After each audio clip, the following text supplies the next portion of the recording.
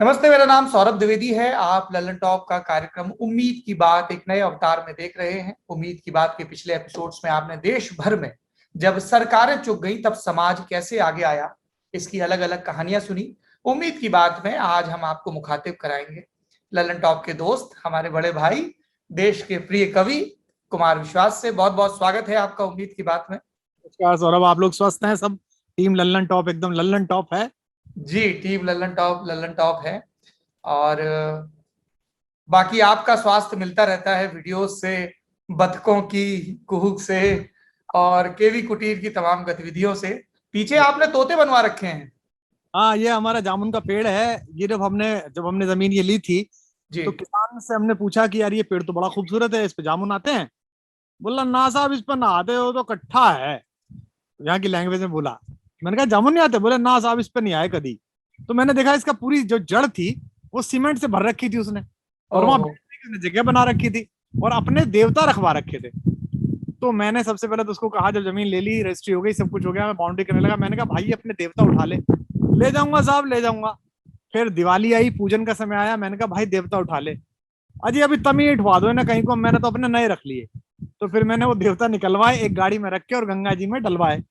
तो मैंने अपनी बेटी से कहा कि कैसा अजीब आदमी है बताओ, इसे अपने देवताओं की फिक्र नहीं है, इसके पूर्वज यहाँ रखे हुए। तो मेरी बेटी ने कहा कि इसने पूर्वजों का आदर किया होता तो जमीन बिकती क्या इसकी।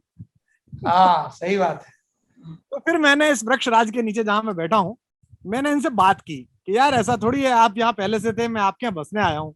अब ऐसा सूखे सूखे खड़े रहोगे तो कैसे होगा? तो मैंने इनके नीचे अपने खटोला डाला, निराई विराई करी, पानी दी, खाद लगाया, इनकी थोड़ी कटिंग वटिंग करी, और आश्चर्य हो गया कि पिछले साल पहली बार अपने जीवन में इन्होंने जामुन उगल दिए। क्या बात है। और इस बार तो इतने फले हुए हैं जामुन कि मतलब मुझे लगता है कि 100-200 किलो जामुन होंगे, और सब जगह भेज रहेंगे, मैं आपको भी भेजूंगा। बिल्कुल भेजिए। आप जामुन का जिक्र कर रहे थे तो मुझे याद आया कि जिस महामारी से हम गुजर रहे हैं, जूझ रहे हैं, कोविड से, उसमें एक शब्द हम बार बार सुनते हैं और कई शब्द सुन के हम सब लोग थोड़े थोड़े जानकार भी अतिरिक्त हो गए हैं। कोमॉर्बिडिटी का बार बार जिक्र आता है और उसमें सबसे ज्यादा डायबिटीज में दिक्कत होती है। और आयुर्वेद ये कहता है कि जामुन बहुत फायदा करता है जिनको डायबिटीज की दिक्कत है।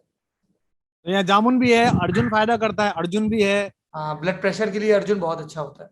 ऑल्श भी है, कदम्ब भी है, और आपका पलाश भी है। कदम के नीचे कविता रचते हैं आपकी नहीं? अभी क्या है कि इन दिनों कविता नहीं लिखी जा रही है, इन दिनों कुछ लिखा पढ़ा नहीं जा रही है, क्योंकि रात को जो आवाजें कान में आती हैं, जो पुकारें आती हैं, वो केवल अनुभूति के स्तर को जघन कर रही हैं, सघन कर रही हैं। मुझे लगता है कि कभी यह अभिव्यक्ति बनेगी।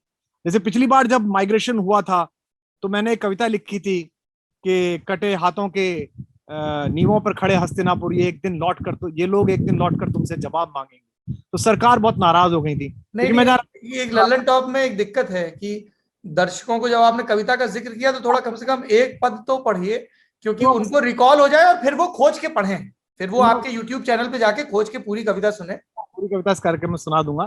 तो अभी क्या हो रहा है कि रात को 12-1 बजे तक कॉन्फ्रेंस कॉल डॉक्टर्स के साथ या अपनी टीम के साथ, कौन से गांव हो गया, कौन से गांव पहुंचना है, कल की किट तैयार हो गई क्या साहब, वो एजिथ्रोमाइसिन नहीं मिल रही है साहब, वो पैरासीटामोल कम पड़ गई है, या वो एवरमाइक्टिन में प्रॉब्लम है, इन जी। सब कामों में बीत जाता है। तो अभी सिर्फ अनुभूति के स्तर पर प्रगाढ़ता हो रही है।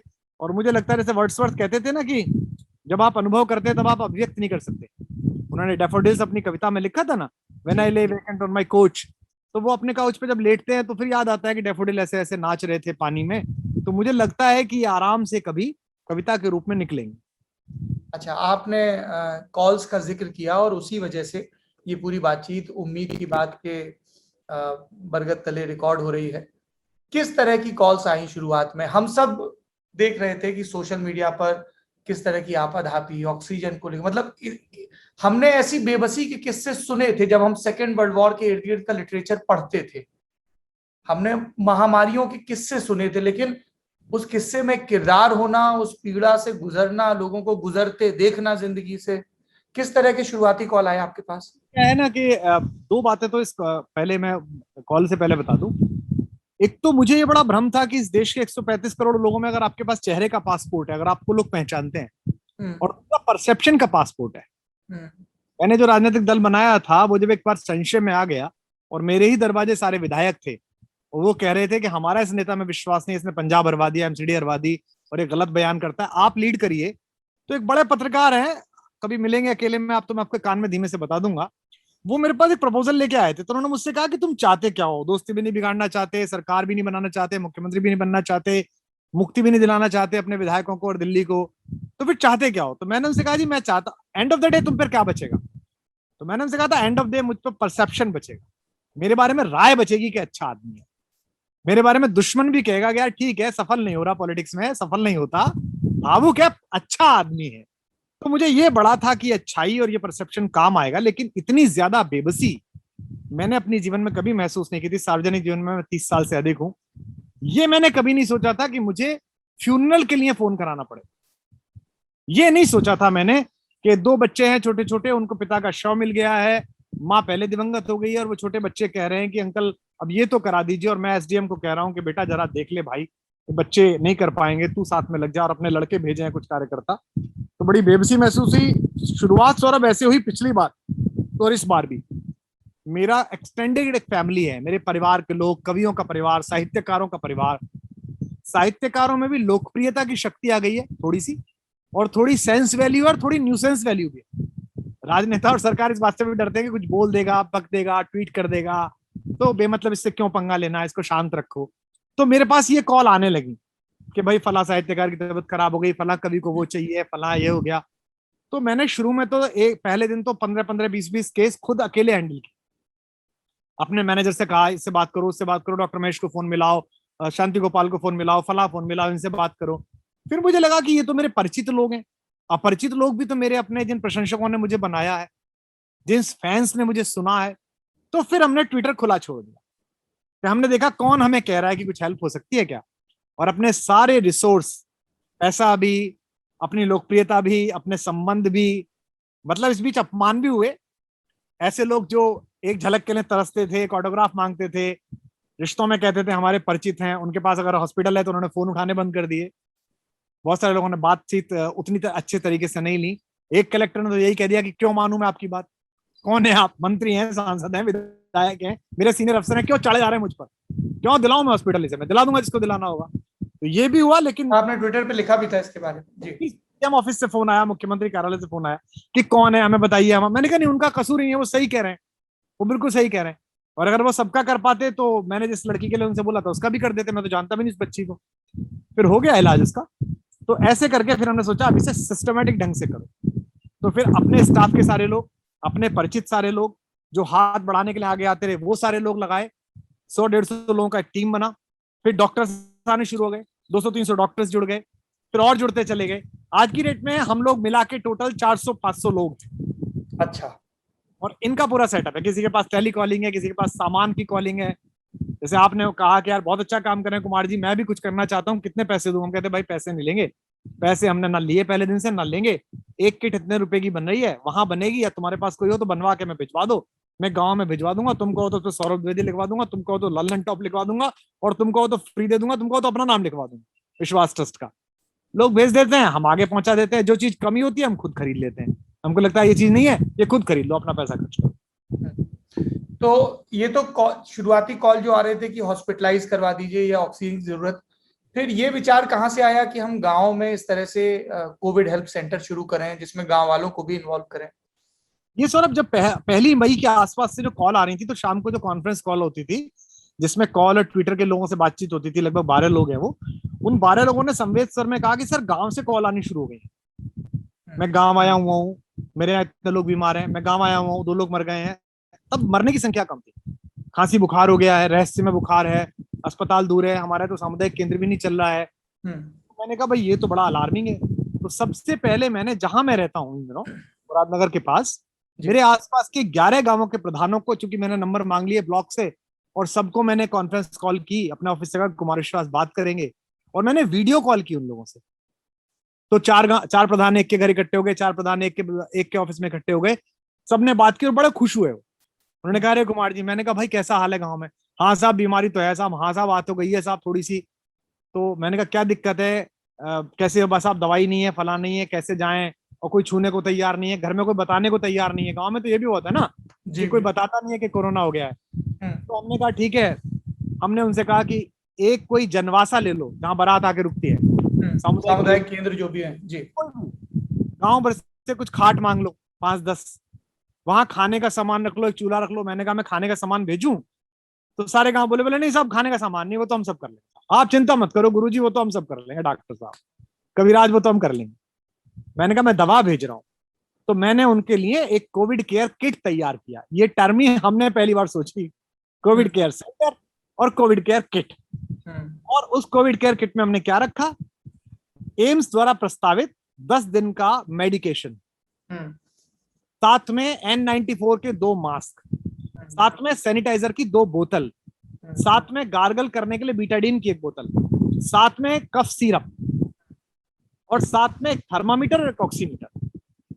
और उसमें 2 पेज का फ्लायर रखा जिसमें उन्हें बताया कि हारिए ना हिम्मत, बिसारिए ना राम, बहुत सरल बीमारी है, बच के रहिए, दूसरे से बच के रहिए, ये दवाएं खाइए। गांव में यही होता है कि यार अब वो अगर बनवाई जाए बाहर से तो 1000-1500 रुपए की बनती है।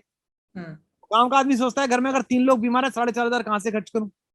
तो यूरिया में खर्च होगा, ये तो बीज में खर्च होगा, ये तो लड़की के छोचक में खर्च होगा, है ना, उसके मायके भेजना है, शादी है।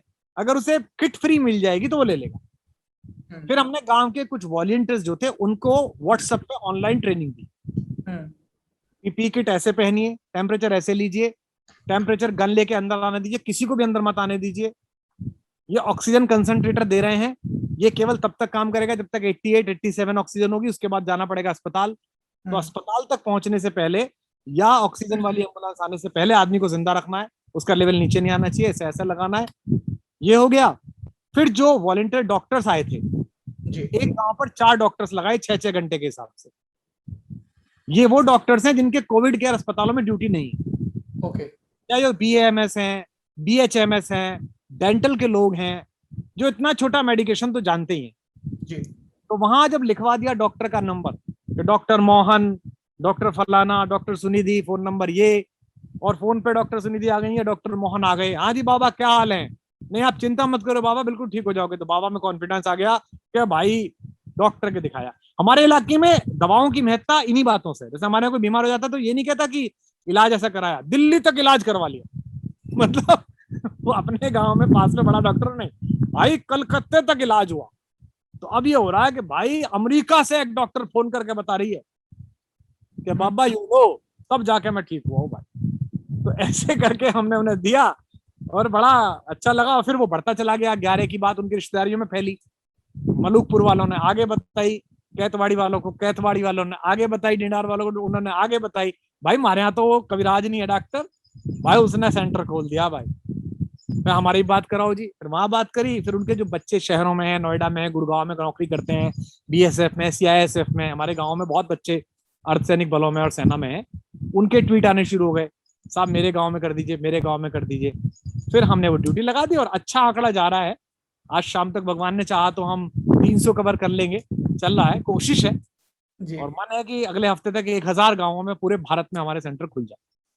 अच्छा, ये काम तो बहुत ही प्रेरक है, पर आई एम श्योर कई लांछन और कई दूसरे किस्म की समस्याएं भी आई होंगी। हाँ ये भी आती रहती हैं। एक दिन सुबह सुबह सारे ऑफिस ने हथियार डाल दिए कि सर क्या करें। मैंने कहा क्यों भाई? बोले आप ट्विटर देखते नहीं, आप फेसबुक देखते नहीं, कमेंट देखिए। उन्होंने मुझे एक स्क्रीनशॉट भेजा जो मैंने ट्विटर पर लगाया भी था, उसमें लोगों के सवाल जवाब थे कि क्यों कर रहे हैं, अभी क्यों कर रहे हैं, 200 गांव में क्या हो जाएगा, अपने पड़ोस के कर रहे हैं, दूसरे क्यों नहीं कर रहे, इन्हें चुनाव लड़ना इसलिए कर रहे हैं, है ना, मोदी की नाकामी छिपानी है, योगी की नाकामी छिपानी है, और दिल्ली में क्यों नहीं कर रहे हैं, हरियाणा में क्यों नहीं कर रहे, ऐसी बातें हो रही थी, पैसा कहाँ से आ रहा है, और ये सब बातें हो रही थी। तो मैंने उनसे कहा कि ये कितने लोग होंगे? बेसिकली ये वो लोग हैं सामाजिक संस्थाओं के या ऐसे लोगों के काम करने से जिनकी चहेती पार्टियां और उनकी सरकार एक्सपोज हो रही है। जैसे एक चैनल है, उसका एजेंडा सेट था, उन्होंने मुझे बहस को बुलाया और उनके कहा कि बहुत अच्छा काम कर रहे हैं, बहुत अच्छा काम कर रहे हैं कुमार जी, और आपको और हमें ये काम करना ही चाहिए। हाँ। मैंने कहा शट अप, मुझको नहीं करना चाहिए ना तुम्हें करना चाहिए भाई। हाँ। मेरे को कविता लिखनी चाहिए, कवि सम्मेलन करने चाहिए, और जो पैसा कमाऊं उसका रिलीजियसली टैक्स देना चाहिए सरकार को। हाँ। आपको सच्ची और ईमानदार पत्रकारिता करनी चाहिए और जो तनख्वाह मिले उसका टैक्स देना चाहिए। बाकी सारे काम इन सरकारों को करना चाहिए। हाँ। ये निकम्मी सरकार फेल हो गई, ये रहनुमा हमें छोड़ के भाग गए, अभी तक तो इनके कपड़े फटे थे, बाद में दिखाई दिया है नंगे हैं। भाई किसी बच्चों के, 4-5 बच्चों के माँ बाप सड़क पे दारू पी के लड़ने लगे, चाचा ताऊ आपस में सिर फूटने लगे, तो बच्चे क्या करेंगे? एक दूसरे का हाथ पकड़ेंगे, तू रो मत बेटा, तू खाना खा ले, तू ये कर ले। तो हमारे माँ बाप भाग गए हैं हमें छोड़ के, तो हम एक दूसरे का हाथ पकड़ रहे हैं। तो लांछन तो लगते हैं, लेकिन उससे क्या फर्क पड़ता है? इतने लोग दुआएं देते हैं। मैं वीडियो देखता हूँ औरतों के, भाई ये कोई डॉक्टर है, कहाँ का डॉक्टर है पता नहीं, विश्वास भाई इसने दवा भेज दी, अब मैंने तो बहुत आराम है, सांस सूख ले थी और सारा घर मुझे दूर करके बैठ गया था, छुआछूत सी। अब भाई जो भी है, इसे मेरी उम्र लगे, लाला को लमडे ने बहुत अच्छा काम कर दिया, बड़ी खुशी मिलती है कि हो गया काम। किस तरह के लोग आपके इस प्रयास में आपके साथ जुड़े, आपके मतलब आपको एनोनिमस जो जिनसे आप पहले परिचित नहीं थे, ऐसे लोग भी इस प्रयास में जुड़े सोशल मीडिया के जरिए, या आपके ही अपने सर्कल के लोग थे जो अलग अलग कैपेसिटी में आए साथ में? नहीं, नए लोग ज्यादा जुड़े। और ये तो देखो होता है, हमने 2 बार सरकार बनाई सौरभ, आप भी देखते थे पत्रकार की तरह, जब हम सरकार बनाते थे दोनों बार, तो देश भर के जाने पहचाने कितने लोग निकल आते थे जो कहते थे मैं आपके साथ हूँ भाई साहब, हम लोग साथ लड़ेंगे भाई साहब, जो भी हो मुझे बताइए, मेरे लायक क्या सेवा हो सकती है। लेकिन जब हम ऐसे काम करते हैं तो उसका 0.001% लोग भी नहीं आते, और वो लोग तो आते ही नहीं। खासतौर पर ऐसे लोग आते हैं जो नेकी कर दरिया में डालना चाहते हैं। ये वो लोग हैं जिनकी क्षमताएं बहुत कम है। कोई अमेरिका में बैठा है, कोई भोपाल में लड़की बैठी है सॉफ्टवेयर इंजीनियर, कोई कलकत्ता में बैठा है, कोई जयपुर का लड़का है, और उन्होंने कहा है कि मैं आपको भेज रहा हूँ। बड़ा सहयोग करने वाले कम है, और हमने कह दिया कि हमारा जो ट्रस्ट है उसमें से आउटगोइंग होनी चाहिए, इनकमिंग कुछ नहीं होनी चाहिए। क्योंकि मैंने ये भी सुना है कि लोग बाग ये भी चेक किए जा रहे हैं कि भाई किसने क्या कर दिया, कहाँ से आ गया। तो मैंने कहा भाई अपने घर से दे दो, लो मत किसी से। बहुत लोगों ने कहा नहीं हमें आप पे भरोसा है, हम तो आपको ही देंगे। मैंने उनको कहा कि भाई पॉलिटिकली आप मेरा बात समझिए, बड़ा मुश्किल दौर है, आप किसी वेंडर को दे दिए। कुछ लोगों ने कहा हम वेंडर को नहीं जानते, तो मैंने कहा भाई उस वेंडर को दे दीजिए। फिर कुछ लोगों ने क्या क्या दे दें, जैसे अभी हमारे पास टेम्परेचर गन नहीं थी, तो अगले 50-100 सेंटर खोलने थे, तो किसी का कॉल आया था कि साहब मुझको 50,000 रुपए देने हैं आपको। तो हमारे ऑफिस ने कहा साहब टेम्परेचर गन नहीं है, शायद 1200-1300 रुपए की आती है, तो जितने की भी आती है, बोले आपको कितनी चाहिए? हमने कहा हमको तो प्राइमरीली 50 चाहिए, पर आप 50,000 कह रहे हैं तो आप कम भेज दीजिए। उसने कहा नहीं मैं पूरी भेजूंगा, मेरा ऐसा कोई 50,000 का नहीं है, मैं आपको भेजूंगा। अब उन्होंने वादा किया अभी आई नहीं है, 50 टेम्परेचर गन आ जाएंगे, हमारा काम हो गया। 50 सेंटर पे एक टेम्परेचर गन चलेगी। तो अलग अलग तरीके के लोग आ रहे हैं, कुछ अपनी ओर से भी दान पड़ रहा है, हो जाएगा जब सब खुल जाएगा, 4 रात और गाएंगे कहीं झूम के, सब आ जाएगा। बिल्कुल। कुमार भाई, आपने जिक्र किया कि आप एक चैनल पर गए, तो पहले तो आपके धैर्य और साहस को सलाम कि आप टीवी चैनलों पर जाते हैं। जब मैं सरकार चलाता था और पार्टी में था ना सौरभ, तो हमारे नेता बड़े चैनलों की बाइकाट करते थे, इसमें नहीं जाएंगे उसमें नहीं जाएंगे। ये बात अलग है कि आज आज वहीं हजारों करोड़ के पैसे देकर अपना एजेंडा सेट करा लेते हैं। इंटरव्यू देने तो आऊंगा, पर कुमार के बारे में सवाल मत पूछना, सीट के अच्छा, बेचने ऐसी शर्तें रखी जाती हैं? करा लेते हैं, नहीं पूछा जाता। और चैनल भी मान जाते हैं, चैनलों को क्या है भाई, चैनलों को विज्ञापन चाहिए, 2 सवाल छोड़ने में क्या दिक्कत है? नहीं पूछेंगे राजसभा वाला सवाल, नहीं पूछेंगे कुमार वाला हमें सवाल। तो इंटरव्यू देने के लिए ही राजी नहीं होते हैं, हमारी क्लिप यूज कर लेते हैं, हमें इंटरव्यू नहीं देते। तो मैं तब भी ये कहता था कि भाई मैं तो हर चैनल पे जाऊंगा। मुझसे कहते थे कि भाई इस चैनल पे नहीं जाएंगे, मैंने कहा भाई मैं तो जाऊंगा। क्योंकि अगर चैनल आपको अपना प्लेटफॉर्म दे रहा है जी, वो चाहेगा कि आप उसके एजेंडा के हिसाब से चले। आप अगर अच्छे वक्ता हैं और ईमानदार हैं तो आप अपने एजेंडा की बात कहिए, या तो चैनल आपका एजेंडा दिखा देगा या इरिटेट होकर आपका बायकॉट कर देगा, किसी नहीं बुलाऊंगा मैं। आप चैनल क्यों बायकॉट करते हैं? तो इस गांव की अपील के लिए जिस भी चैनल ने मुझे कॉल किया, मैंने अपने ऑफिस से कहा भाई सबसे बात करो। उन्होंने बात शुरू कर दी किसान आंदोलन पे, ये मैंने कहा साहब ये बात मुझसे मत कराइए, मैं तो ये कह रहा हूँ कि गांवों को बचाइए, शहर तभी बचेंगे, कोविड केयर किट बचाइए और कोविड केयर सेंटर खोलिए। तो वो आधा घंटे का प्रोग्राम था, वो बोर हो गए, उन्होंने 7 मिनट बाद कहा कि हमारे साथ कुमार विश्वास थे, बहुत खुशी है, अपना काम करते रहिए। कुमार विश्वास हमको ब्रेकिंग न्यूज और कुछ विवादित बयान नहीं दे रहे हैं। तो वो भी बोर हो गए, मैं भी, फिर मैं मुक्ति पाई कि अगले गांवों की तरफ चले।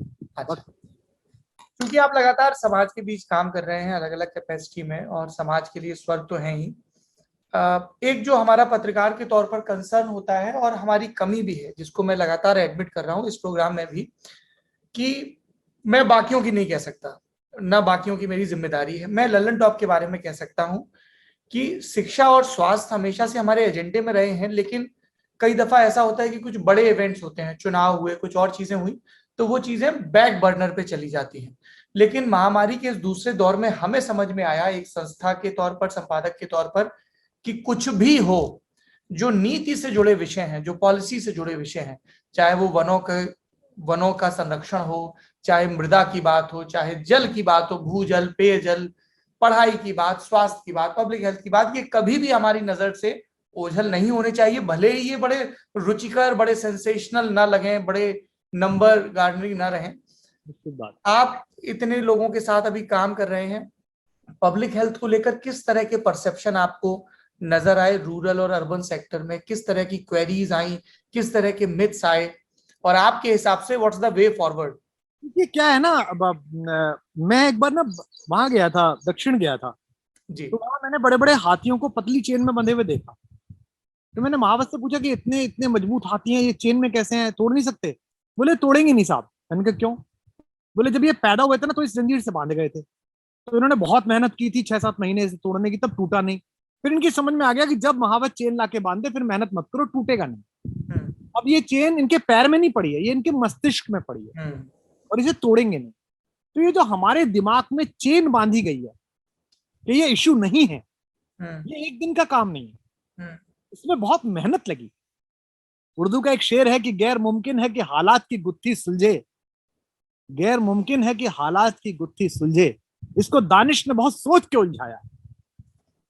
तो भाई लोगों ने बड़ा सोच के उलझाया, और ये एक जैसे कहते हैं ना कि एक गोला है, एक वर्तुल है, आप इसमें घुसिए और गोल घूम जाइए। जैसे रिजर्वेशन की बोगी में रात के 3 बजे जब ट्रेन ललितपुर रुकती है और एक आदमी रिजर्वेशन के बाद भी दरवाजा पीट रहा होता है और अंदर बैठा आदमी देखा होता है कि मैं क्यों घुसा हूं, क्योंकि वो रिजर्वेशन की बोगी में घुस चुका है। वो ललितपुर से पहले झांसी में और ग्वालियर में इसी झगड़े में था, मुरैना में इसी झगड़े में था कि हाय भगवान बस अंदर पहुंच जाऊं, जाड़ा बहुत। तो ये जो राजनीति का रिजर्वेशन का डिब्बा है, ये जो लुटियंस का डिब्बा है, ये जो बड़े लोगों का डिब्बा है, इसमें एक चेन है जिसमें आप भी हैं, संपादक भी हैं। इस समय आप पढ़ रहे थे पत्रकारिता, मैं आपके संस्थान भी गया था जहां आप पढ़ रहे थे विश्वविद्यालय, उस समय आपके मन में रहा होगा कि मैं चैनल पे ऐसा दिखूंगा, मैं अपनी बात कहूं। यहाँ के कंफर्ट लेवल आ जाता है, नोएडा का 3 BHK आ जाता है, फिर नोएडा का पेंट हाउस आ जाता है, फिर नोएडा का बंगलो आ जाता है, फिर नोएडा के यमुना के कछार में जो 20-20 एकड़ के 2-2 एकड़ के फार्म हाउस काटे गए हैं, फिर वो आ जाते हैं, सरकारों की चापलूसी कैसे करके लिए जाएं, और धीमे धीमे आप नजर फेरने लगते हैं चीजों से। तो आदमी अपने अंदर इस आग को जिंदा रखेगा कि लंका लग जाए, आग लग जाए, चाहे मैं नजर नहीं फेरूंगा, वो आदमी चैन से सोएगा, वो उस आदमी की रीढ़ की हड्डी में दर्द नहीं होगा। मेरी जद्दोजहद सिर्फ इस बात की रहती है, मेरी महत्वाकांक्षा है कि मैं बहुत अधिक ऐश्वर्य कमाऊं, मेरी महत्वाकांक्षा है कि मैं और अधिक पैसा कमाऊं और अधिक लोकप्रियता कमाऊं, और मेरी महत्वाकांक्षा भी है कि मैं राजनीतिक रूप से बहुत सफल हूं, इस देश को संबोधित करूं। लेकिन मैंने अपनी आत्मा के, भारतीयता के और सोच के, मनुष्यता के कुछ मानक सेट कर दिए। इससे नीचे नहीं झुकूंगा सर, इससे नीचे नहीं जाऊंगा सर। तो ये हमारे मतदाताओं को, देश की जनता को बड़े योजना पूर्वक जो है इन मुद्दों से अलग हटाया गया है। तो क्या करना पड़ेगा? आप जैसे लोगों को, हम जैसे लोगों को, और इस समान विचारधारा के अन्य संजीदा लोगों को योजना पूर्वक लोगों को वापस लाना पड़ेगा। आप उन लोगों को क्या कहेंगे जिनमें घर में भाई मर गया, पत्नी मर गई, बच्चा मर गया, अगर वो आज भी आपसे कुतर्क कर रहे हैं अपनी सरकारों को बचाने के लिए, वो ऐसे अधकचरे तर्क लेके आए कि सरकार क्या करती साहब, वो किसी आदमी के घर में 5 आदमी का दूध आता था, अचानक 100 आदमी आ गए। अब फिर आप कहोगे चाहे, अरे भाई मैं ये नहीं कह रहा 100 आदमी आ गए, 100 आदमी आएंगे ये घर के 4 लोगों ने बताया था, इसकी कॉल आ गई थी, इसका अखबार छप गया था, ये टीवी पे आ गया था, और चलो नहीं लाए, उसके बाद आपको नहीं पता था कहां से लाना, उसके बाद जब आ गई 100 लोग आ गए तो आप दारू पी के बाहर पड़े थे, अब कह रहे थे घर में घूम के देख लो कहां चाहे हमें नहीं पता, और आप लड़ रहे थे। तो ये तो अय्याशी हुई ना, ये तो काहिली हुई ना। तो ये भाई मैं उनसे नाराज नहीं होता। वो ईसा मसीह का जो कथन है कि father forgive them because they do not know what they are doing. हमने जो राजनीतिक विकल्प तैयार किया, जो वैकल्पिक राजनीति के बारे में सोचा, मैंने उसमें बड़े प्रांजल मस्तिष्कों को का बधियाकरण होते हुए देखा है। पता नहीं इसका अंग्रेजी में अनुवाद बधियाकरण का क्या होता है। मैंने उनको बिल्कुल बिकते हुए देखा है। मतलब अगर नेता ने किसी अच्छे ट्वीट को रिट्वीट किया है तो वो शाम को घुसेंगे पीएससी की मीटिंग में, कहेंगे सर वो तो बहुत गजब आपने लिखा सर, हैं मेरी वाइफ तो सर, वो सर गाया, मैं सर करे क्या लिखा मैंने, वो क्या था सर, वो फला, फिर मैं कहता अरे वो रिट्वीट किया था ना तूने, उसकी तारीफ कर रहा है, हाँ चलो आगे बोलो। मतलब हद है आपकी, सिर्फ इसलिए कि आप एक कमीशन के चेयरमैन बने रहे, सिर्फ इसलिए कि आप केवल टिकट बांटते रहे, वहां से आप कुछ पैसा कमा लें, सिर्फ इसलिए कि आप सरकार में बने रहे। तो एक ऐसा नहीं है कि मेरी इच्छाएं नहीं होंगी सर। मेरे से किसी ने पूछा इतने कड़वे कैसे हो जाते हो, भाई मैं जिनका वंशज हूं ना, निराला का, नागार्जुन का, दिनकर का, कबीर का, इन लोगों ने उस कीमत पर सच बोला जब शाम के भोजन की तैयारी नहीं, जब अगले दिन का पता नहीं। मैं तो हिंदी का सबसे कम प्रतिभा का सबसे सौभाग्यशाली बेटा हूं कि आज मेरे को 2 पीढ़ियों का पता है कहां से खाएंगे।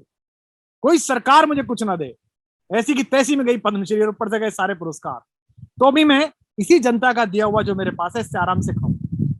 तो फिर मैं क्यों बोलूं, जो मैं आपके फैटर्निटी से भी पूछता हूं, मेरे पिलखवे में या किसी छोटे कस्बे में अखबार का जो संवाददाता जिसको इंच में कॉलम गिन के पैसे मिलते हैं ना, वो अगर कोतवाल की दलाली करता है तो एक बार को मैं उसे माफ कर दूं।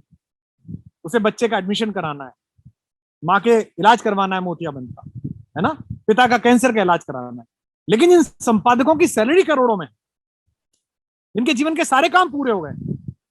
अगर वो केंद्रीय मंत्रियों की या सरकारों की चमचागिरी करें, चापलूसी करें, मुख्यमंत्रियों के ट्वीट रिट्वीट करें, तो मेरे को आश्चर्य होता है कि वो सोते कैसे होंगे रात को। तो इसलिए आप जो कह रहे हो कि इस पैंडेमिक के बाद जनता सुधर जाएगी, मुझे भरोसा नहीं। मैं फिर चुनाव लड़ूं, मैं फिर जमानत जब्त कर दूंगा 200%। सोनू सूद कहीं से भी लड़ जाए हार जाएगा, और वो जो 2.5 किलो का हाथ, वो सब जीत जाएंगे, वो जो नाच के दिखाते हैं वो सब जीत जाएंगे। तो इसलिए कोई कटुता नहीं है, पर मुझे औकात पता है अपनी, जैसे कहते हैं ना अपनी औकात पता है। बस काम यह है कि हम इन रोती हुई आवाजों से नजर नहीं फेर सकते। हम वो लोग नहीं है कि 3 पैक ब्लैक डॉग के लगाएंगे और कहेंगे यार बहुत इट्स सो ऑसम यार, it's so awful today, you know, you have heard that he passed away even, यार ये सच है यंग चैप, ऐसा कैसे हो गया, बस ओ माय गॉड, अच्छा एक पैक और ऐसे बात करके काम निपटाया, रात को सो गए डकार लेके, वो नहीं कर सकते। कान में आवाज आती है तो रोना भी आता है, नहीं बचा पाते तो परेशानी भी होती है, गुस्सा भी आता है, फिर लग जाते हैं एक चोटिल घायल रक्त रंजित एक सिपाही की तरह लग जाते हैं। इस बीच में गाली गुफ्तार भी हो जाती है, कोई कुछ कह देता है, कोई कुछ मजाक उड़ा लेता है, कोई अच्छी इंटेंशन पर भी राजनीतिक मुलम्मा चढ़ा देता है, तो दुख होता है, और फिर लग जाते हैं काम। बेटी कहती है पापा अच्छा काम कर रहे हो, you are doing good, I am proud of you, खुशी होती है, चलो हाँ ठीक है ठीक है। पत्नी दिया कहती है रानी अभी यूके में ही है या? उनकी पढ़ाई चल रही है एक्चुअली, वहाँ सब कुछ सही सही चल रहा है, वैक्सीनेशन हो गया है, तो उनका फर्स्ट ईयर के एग्जाम्स हैं, तो उसमें लगी हुई हैं। पत्नी कहती है कि मेरे को किसी ने भेजा है, मैंने कहा कौन है जानती हो, पता नहीं कहाँ से नंबर मिल गया, पर प्लीज देखो ना इसे, इसको प्लाज्मा चाहिए, इसको ऑक्सीजन चाहिए, इसको रतलाम में हॉस्पिटल चाहिए। रतलाम में कोई है क्या? मैंने कहा हाँ रतलाम में तो हैं, 2 लोग हैं, फोन करो ना आप उन्हें। मैं फोन करता हूँ, हो जाता है, फिर वो बंदा बंदी लिखता है 4 दिन बाद, मैडम आपके कारण हो गया, सर ने फोन, सर से बात हो गई, उन लोगों की इलाज हो गया, तो कहती है अरे वो हो गया, बहुत अच्छा, तो बड़ी खुशी होती है। आप अपने एक जवाब के क्रम में कह रहे थे कि लोग किस तरह की बातें लिख देते हैं, ये 5 लोग और 100 लोग वाली चीजें, जिसको हम लोग व्हाट अबाउटरी कहते हैं, कि दोनों ही तरफ से बड़े कुतर्क आ रहे हैं और व्हाट्सएप फॉरवर्ड वाले तर्क दिए जा रहे हैं पब्लिक हेल्थ के मसले पर, जबकि चाहे वो केंद्र की नरेंद्र मोदी सरकार हो या अलग अलग राज्य सरकारें हो, अरविंद केजरीवाल की हो, योगी आदित्यनाथ की हो, अशोक गहलोत, शिवराज सिंह, एक लंबी फेहरिस्त है, उद्धव ठाकरे, सबने बाद में अपने अपने तरीके से वो अपनी नींद से जागे, लेकिन समय रहते इन्होंने एक्शन नहीं लिया। और जो आपने संकेत भी किया कि चाहे वो टास्क फोर्स की मीटिंग हो, वैक्सीनेशन को लेकर बार बार बदलते गोल पोस्ट सब हो, एक बात तो यह है कि अब हम पब्लिक हेल्थ को लगातार मुद्दा बनाएं, बात करें। आपने कहा समाज नहीं सुधरेगा, पर मुझे लगता है कि कुमार विश्वास अब गुस्से में कुछ भी बोल गए हो, लेकिन उत्साह के और विश्वास के कवि हैं। और मैं नहीं कह रहा सुधरेगा, मैं कह रहा हूँ नहीं, वक्त लेगा, वक्त लेगा, पर हम कोशिश करते रहेंगे। मैं जब आज सुबह एक हमारा, क्योंकि अभी घर में कोई भी हाउस हेल्प नहीं आते हैं कोविड प्रोटेक्शन के चलते, तो मैं सुबह बर्तन मांजते हुए अपने भाइयों से सबसे वीडियो कॉल पे बात करता हूं, तो उन्होंने पूछा अच्छा आज आपका क्या एजेंडा है, तो मैंने कहा आज इंटरव्यू करना है, कोई सवाल है? तो मेरा एक छोटा भाई है, उसने कहा नहीं नहीं सवाल नहीं है, लेकिन वो पिछले कुछ समय से जो राम कथा सुनाने लगे हैं और उसमें वो जो गीत सब वो बहुत अच्छा है। मैं उसकी टिप्पणी से इस पर आने चाह रहा हूं कि हम सब लोग बचपन में अपने अपने आराध्यों के साथ, अपनी अपनी संस्कृतियों के साथ जीते हैं। बाद में कोई उससे विलग हो जाता है, कोई उसकी बहुत ही अंधविश्वास वाली व्याख्या करने लगता है, जो आपको जमीन बेच के गए कि हमारे देवता तो हमने नए बसा लिए। एक संस्कृति से लगातार संवाद हो, और जब संस्कृति से वो संवाद हो, जब वो राम से संवाद हो, कृष्ण से संवाद हो और दूसरे हमारे पुरखों से संवाद हो, तो वो संवाद वैज्ञानिकता की कीमत पर ना हो, इसका भी हम ध्यान रखें। आप जब ये राम के किरदार के जरिए कुछ नई बातें या पुरानी बातों को नए ढंग से कहने की कोशिश करते हैं, तब आपकी क्या चिंताएं होती हैं और किस तरह के फीडबैक होते हैं? क्योंकि एक वर्ग के लिए, चाहे वो विरोध वाला हो चाहे समर्थन वाला, राम एक बड़े राजनीतिक प्रतीक भी हो गए हैं और उस चक्कर में राम की महत्ता बहुत कम हो गई है। देखो सौरभ, क्या है कि हम बचपन में छोटे थे, उत्तर प्रदेश में किताब चलती थी हमारे पूर्वज, छठी जी। सात, उसमें सारे धर्मों के महान प्रतीक शास्त्र पढ़ाए जाते थे। उसमें दमिश्क के गवर्नर अबू बकर भी पढ़ाए जाते थे, जी। जिन्हें सल्लल्लाहु अलैहि वसल्लम ने वहां नियुक्त किया। और उनकी तनख्वाह कम थी, तो वो महल की बजाय बाहर के इलाके में गरीब बस्ती में रहते थे। और जब उनसे पूछा गया कि भाई आप क्यों हैं, तो उन्होंने कहा भाई इतना ही वेतन। हम्म। इसमें सब पढ़ाया जाता था। जो इंटरफेथ और इंटर रिलीजियस टीचिंग है, हम्म। के माध्यम से पता चलता है कि मैं हिंदू हूं, हम्म। तो मेरा कोई योगदान नहीं है। हम्म। मुझे चुनाव की कोई महत्ता नहीं दी गई थी। हम्म। मेरे पिताजी माताजी हिंदू थे। जैसे मेरे बहुत सारे दलित साथी इस बात पर बहुत इरिटेटेड रहते हैं कि, तो मैं उनसे कहता हूँ यार मैंने जाति का नाम नहीं लिखा, मैंने दूसरी जाति में शादी की, मुझे ये पता नहीं कि मेरे साथ मेरे घर में जो लोग काम करते हैं उनकी जातियां कहाँ हैं, तो फिर आप ये मेरे ब्राह्मण होने पर नाराज क्यों? हम्म। मेरे हाथ में तो है नहीं, हम्म। और आप जो है वो आपके हाथ में नहीं था। हम्म। हमने संवैधानिक तरीके से कोशिश की है कि हम सब एक जैसे दिखाई दें, हम सब एक जैसे हों। ये लग रहा था कि आपके साथ ज्यादा शोषण हुआ, तो व्यवस्था बनाई कि आप थोड़ा और आगे खड़े हो जाएं मुझसे, हम्म। आगे दौड़ लें आप मुझसे, कोई दिक्कत नहीं है, मैं तो इस पर भी सहमत हूं। तो मैं ये मान के चलता हूं कि अगर मैं हिंदू हूं, तो हम्म। मेरे पास अपने धर्म की वैज्ञानिकता, अपने धर्म के आस्था का प्रमाण और उसकी महत्ता के तर्क होने चाहिए। उसके लिए मेरा अध्ययन आवश्यक है। तो मैं बहुत से पढ़ता लिखता था और मैं देखता था कि नई पीढ़ी में धर्म को लेके बड़ा अजीब सा वो है।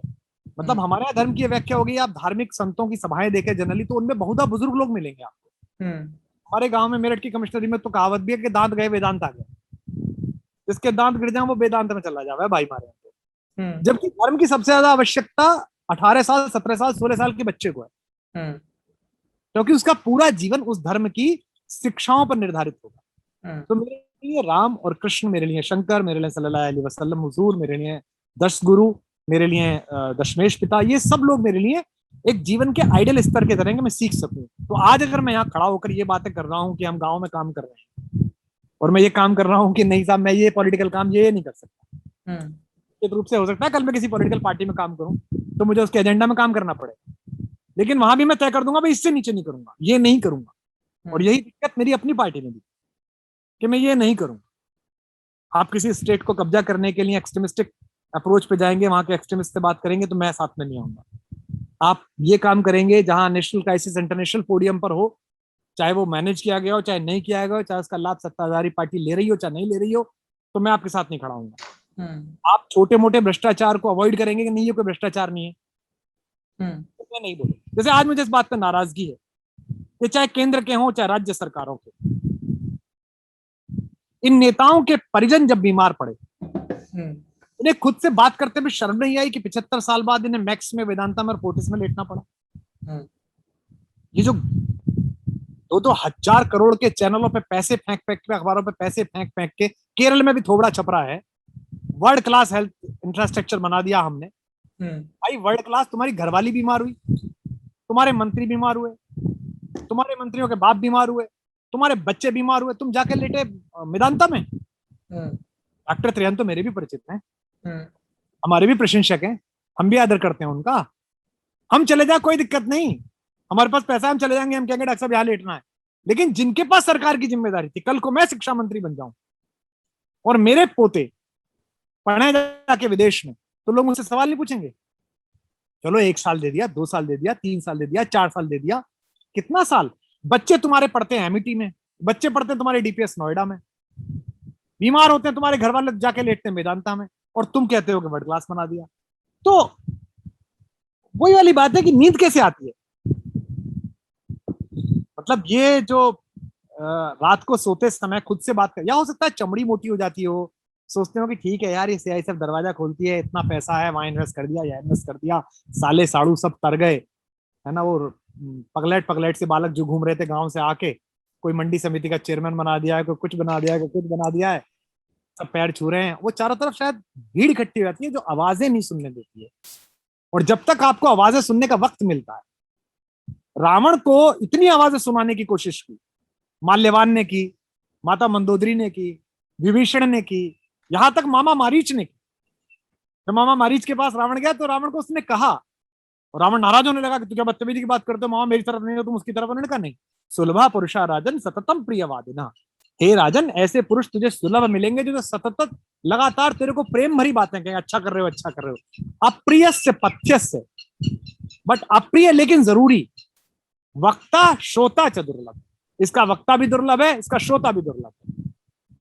तो जब तक धूल हटती है, जब तक गुबार हटता है, तब तक देर हो चुकी होती है, नुकसान हो चुका होता है। तो इसलिए मैं राम को इन दिनों जो बोल रहा हूं और इन दिनों जो मैंने बोला, मैंने ये सोच के बोला कि अगर टॉम डिक हैरी पॉटर इसकी कहानी सुना के मॉरल ऑफ द स्टोरी पूछ सकते हो, तो मेरा खानदान बरसों से इस कहानी को पढ़ रहा है, हजारों वर्ष से पढ़ रहा है, इसमें कुछ तो होगा ही। और मुझको तो भाई बड़ी ताकत देती है, मुझको तो अंधेरे में बड़ी रोशनी देती है रामकथा। मैं पढ़ता हूँ और आजकल तो बड़ा मजा आ रहा है। पिताजी यही है, अच्छा। मैं पिताजी के साथ रह रहा हूँ आजकल, तो वो उठ जाते हैं सुबह, मैं भी उठ जाता हूँ सुबह, वो नहा लेते जल्दी, फिर मुझे भी नहाना पड़ता है डर के मारे उनके। अरे भाई नहाओ धो, क्या तुम पंडित के घर पैदा हुए हो, क्या तुम ऐसे पड़े रहते हो, अच्छा जी चलो जी चलो नहाओ। फिर वो अपना बैठ जाते हैं, फिर वो मानस में चर्चाएं शुरू हो जाती हैं, फिर मेरा फोन आ जाता है कोई, मैं कहता हूँ अभी आया फोन, फिर इतने बीच में कुछ सोच लेते हैं वो, फिर कहते हैं देखो गोस्वामी जी ने जो ये बात कही है, जो शब्द प्रयोग किया है, तो मैं धीमे धीमे उन्हें रिकॉर्ड भी करता रहता हूँ और लिखता भी रहता हूँ। तो आजकल तो रामकथा ज्यादा ही संजीवनी हो रही है। क्या बात। ये आपने एक बहुत महत्वपूर्ण बात कही कि हमारे लिए धर्म कभी कुछ रूढ़ियों या कुछ श्लोकों या कुछ ईश्वरों तक सीमित नहीं रहा है, और अध्ययन की आवश्यकता की, जानिए तो मानने के पहले, ये बड़ी महत्वपूर्ण चीज है। आप जो काम कर रहे हैं वो प्रेरक है। इस काम के बारे में बात करते हुए आपने कुछ टिप्पणियां की, मैं उन पर थोड़ा सा जानना चाहूंगा। हालांकि हम लोग इस पर ऑन कैमरा ऑफ कैमरा बात करते रहते हैं। कुमार विश्वास कभी इस बात से इनकार नहीं करते हैं कि उनकी महत्वाकांक्षा है, राजनीतिक महत्वाकांक्षा है। कुमार करते विश्वास रहेगा, जब साहित्यिक भी है। मैं चाहता साहित्यिक, हूँ कि मैं कोई ऐसा महाकाव्य लिखूं, कोई ऐसा खंड काव्य लिखूं, कोई ऐसी अमर कविता लिखूं, कोई ऐसा बैलेड लिखूं। मेरे को आईआईटी बीएचयू में आज से करीब 10 एक साल पहले एक लड़की ने रोक के बोल दिया कि ये क्या पगली लड़की सुनाते रहते हैं। मैंने खड़गपुर में भी सुनी थी, यहाँ भी सुनी है। मैंने कहा बेटा इसमें क्या हो गया? अरे आप तो सुना देते हैं। उस लड़की वो किसी के घर में होगी, उसको क्या लगता होगा ये देख के टीवी पे कि अपनी अपनी गाया जा रहा है? या तो उसकी तरफ से भी कविता लिखो, ये रोना बंद करो। मुझे बड़ी अच्छी चुनौती लगी, मैं बहुत दिन तक भटकता रहा, फिर मैंने उसकी तरफ से कविता लिखी। तुम्हारा फोन आया है, वो बड़ी पॉपुलर हुई, वो मनोज ने पढ़ी कपिल शर्मा शो में, और बहुत सारे लोग पढ़ते हैं, उसके बड़े वर्जन निकले। तो महत्वाकांक्षा केवल राजनीतिक नहीं, बस इतना एंटर करना, बाकी आप पूछिए सवाल। मैं बिल्कुल इस बात को नहीं छुपाता। जी मुझे मैं तो वही कह रहा हूँ। मुझे लगता है कि मुझे संस्कृति, कला, साहित्य, शिक्षा इस देश की देखनी चाहिए। मुझे लगता है कि मुझे इस देश को संबोधित करना चाहिए। अभी मुझे इतना पोडियम मिला, इस पर बोल रहा हूँ, कल दूसरा मिलेगा तो उस पर बोलूंगा, और जीवन भर नहीं मिलेगा तब भी प्रसन्नता और कृतार्थ भाव के साथ जीवन जीऊंगा कि ईश्वर ने इतना बनाया कि पिलखवा जैसी छोटी जगह में एक मास्टर जी के घर पे पैदा होके 135 करोड़ के देश में लोगों ने मुझे पहचाना, मेरी बात ध्यान से सुनी, और चौराहे पर किसी ने मुझे थप्पड़ नहीं मारा। चौराहे पे मिलने वाले लोगों ने, ट्रेन में मिलने वाले, प्लेन में मिलने वाले कहा भाई बहुत अच्छा काम कर रहे हैं आप, भाई वो पद्मावत वाली कविता बहुत अच्छी सुनाई आपने नरेंद्र मिश्र जी की, भाई वो कश्मीर पे आप बहुत अच्छा बोले, बोलते रहिए, लड़ते रहिए, अच्छा कर रहे हैं। यही पारितोषिक है। जब भी आप सियासत से जुड़ी टिप्पणियां करते हैं, चाहे इस इंटरव्यू में हो, तो आपका गुस्सा स्वाभाविक है व्यवस्था के प्रति, जो व्यवस्था के हिस्सेदार हैं उनके प्रति, और सबसे ज्यादा गुस्सा आपका रिजर्व रहता है उस पार्टी के प्रति जिसको आपने अपनी सबसे ज्यादा वैचारिक, राजनीतिक और सामर्थ्य पर जो भी पूंजियां दे सकते हैं वो दी, आम आदमी पार्टी और उसके सुप्रीम लीडर अरविंद केजरीवाल। तो गाए बगाए आपके आज के भी इंटरव्यू में अगर हम देखेंगे, दर्शक भी देखेंगे, तो बार बार जिक्र आता है। फिर ये बात भी आती है, लोक में कई तरह से चर्चा होती है, जैसे आपने कहा कि लोग लांछन लगाते हैं ये चुनाव लड़ना चाहता है इसलिए ऐसा कर रहा है। आपने कहा कि भाई मैं तो बोलूंगा खुल के।